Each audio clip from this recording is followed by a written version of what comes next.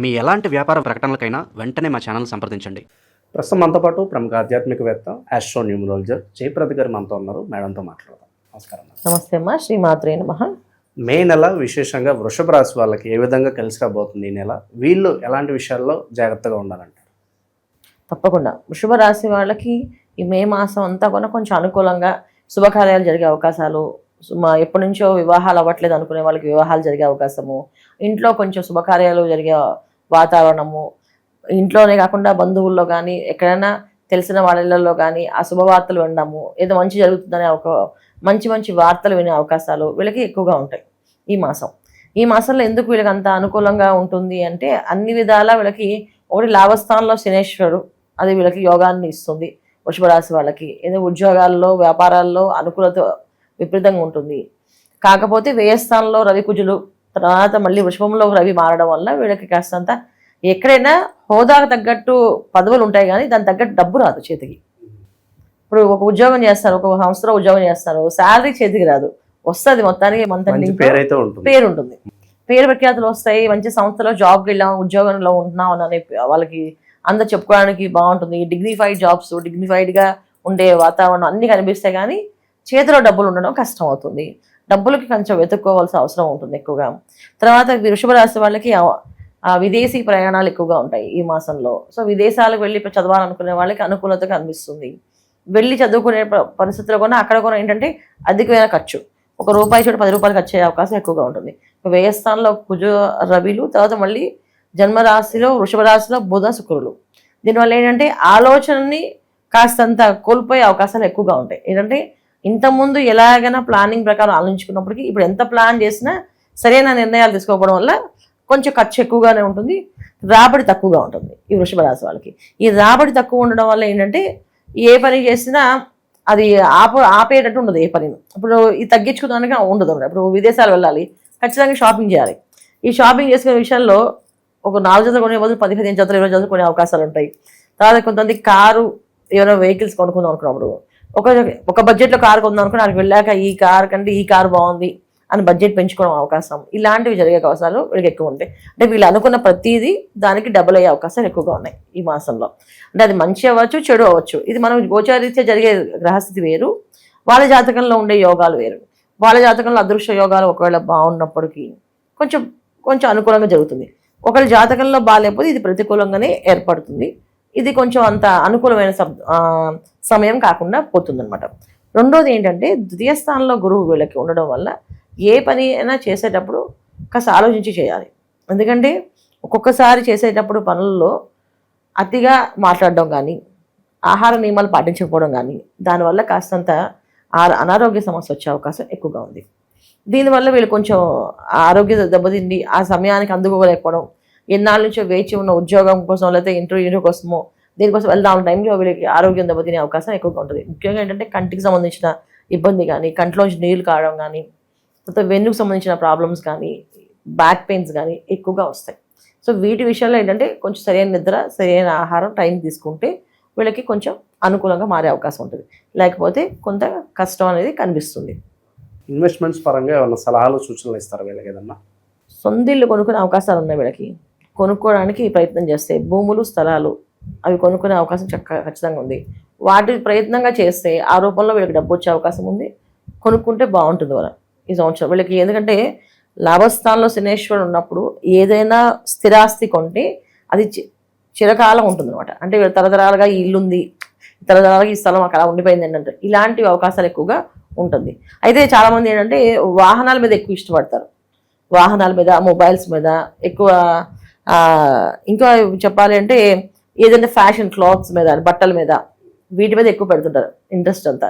ఈ స్థలం మీద వాటి మీద పెట్టవు, కానీ దాని మీద పెట్టడం వల్ల వీళ్ళకి లాభంగా కలిసి వస్తాయి. ఒకవేళ ఎవరైనా ఇంటి లోన్స్ మీద పెట్టి తీసుకోవాలనుకుంటే మే మాసంలో వాళ్ళు ప్రయత్నం చేస్తే ఖచ్చితంగా వాళ్ళకి లోన్ అనేది ఈజీగా వస్తుంది. స్టూడెంట్స్ పరిస్థితి ఏంటంటారు మేడం?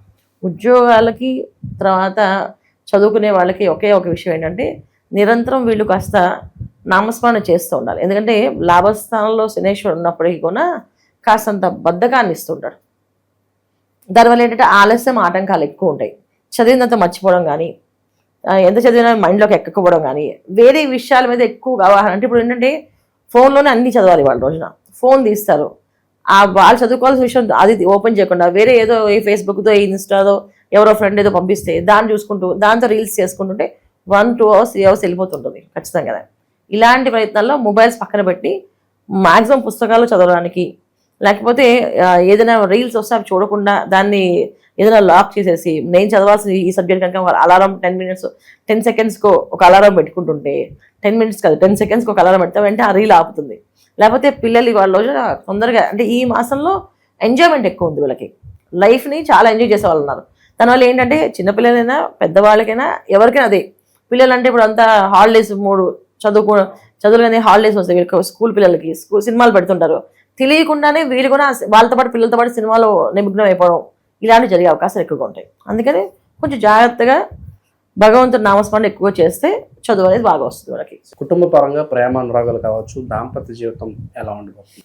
దాంపత్య జీవితంలో విషయంలో వీళ్ళకి అనుకూలంగానే ఉంటుంది. ఎందుకంటే వృషభ రాశిలో శుక్రుడు ఉన్నారు కనుక కొంత కంఫర్ట్ జోన్స్, అంటే ఇంతకుముందు భార్య అడిగినవన్నీ కొని ఇవ్వాలి అనుకున్న వాళ్ళకి కొన్ని ఇవ్వలేకపోతే ఈ మాసంలో కొన్ని అవకాశాలు ఎక్కువగా ఉంటాయి.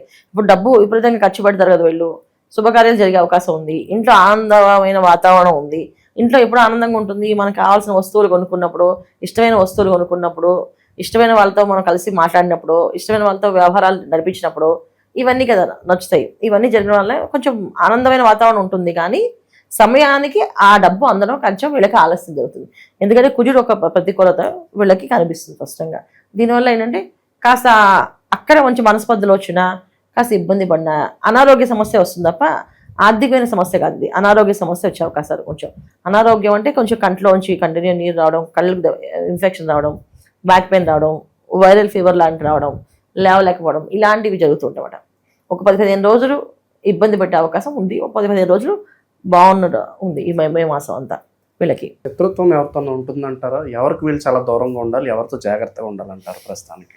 శత్రుత్వం అనేది ఏమి ఉండదు. ఇంట్లోనే చిన్న చిన్న విషయాల్లో చిన్న చిన్న మనస్పర్ధలు వచ్చి చిన్న చిన్న మాటలు కొట్లాడుతుంటాయి. ఎందుకంటే వీళ్ళకి జన్మరాశిలో శుక్రబుధులు, వ్యయస్థానంలో కుజుడు. దీనివల్ల ఈ దూడడం వల్ల అంటే 12 కుజుడు ఎప్పుడు ఉంటాయంటే కలహాలకి తొందరగా కాలు దూవుతుంటాడు. దానివల్ల ఏంటంటే కాస్తంత గొడవలు పడడానికి, చిన్న చిన్న గొడవలు కాస్త పెద్దగా అవ్వడానికి కొంత ఉంటుంది. అయితే ఇక్కడ వీళ్ళకి ఇంట్లో ఏదైనా పూజ కానీ కార్యక్రమం కానీ పెట్టుకుంటే చాలా బ్రహ్మాండంగా అందరూ కలిసి చేయడం వల్ల ఈ మాసం అంతా వీళ్ళకి చాలా అనుకూలంగా మారే అవకాశం ఉంది. వీళ్ళు చిన్నపాటి పూజ, చిన్న అభిషేకం చేసుకుని ఇంట్లో చాలా బాగా కలిసి వస్తుంది ఈ మాసం అన్నమాట. ఈశ్వరుని ఎక్కువ ప్రార్థన చేసుకోవడం, పరమేశ్వరుని అమ్మవారిని పూజ చేయడం, రుద్రాభిషేకం ఇంట్లో చేయించడం. తర్వాత వైశాఖ మాసంలో ఏంటంటే దానాల ప్రత్యేకత. ఈ వైశాఖ మాసంలో ఏదైనా దానం ఇవ్వడం, అంటే వాళ్ళు నచ్చిన విషయాల్లో ఇప్పుడు చాలామంది వాళ్ళ స్తోమత తగ్గట్టు ఒక 10% వాళ్ళు సంపాదించిన శాలరీలో 10%, 5% మనం ఎంత డబ్బు దానం ఇస్తే మనకి అంత కలిసి వస్తుంది. అలా దానం చేసే విధంగా వాళ్ళకి ఎదుటి వాళ్ళకి ఏం కాదు. మన దగ్గర చాలా మంది దానం అంటే ఏంటంటే మన దగ్గర ఏవైతే ఉంటే అవి ఇచ్చేస్తుంటారు. అలా కాదు, అక్కడ అవసరమైన వాళ్ళకి ఏవైతే అవసరం ఉందో అది ఇవ్వడం ముఖ్యంగా. ఇంకా అన్ని అంటే పెద్దవాళ్ళకి వృద్ధాశ్రమంలోకి వెళ్తే వాళ్ళకి మాత్రలు మందులు అవి కొనేవాళ్ళు ఎవరు ఉండరు. దానికి వాళ్ళు పెన్షన్లో తెచ్చుకుని కొనుక్కుంటుంటారు. అలాంటివి ఏమైనా సాయం చేస్తే అది మనకి ఔషధ గుణం. అంటే వీళ్ళకి ఎప్పుడైనా ఆరోగ్య సమస్యలు వస్తాయి కనుక వీళ్ళు ఔషధాన్ని దానం చేస్తే అలాంటి ఇబ్బంది రాకుండా బయటపడే అవకాశం ఉంటుంది కనుక ఇది చేయడం వల్ల చాలా విశేషం అన్నమాట. మంచి విశ్లేషణ ఉంచారు. ధన్యవాదాలు. నమస్తే అమ్మా. శ్రీమాత్రే నమః.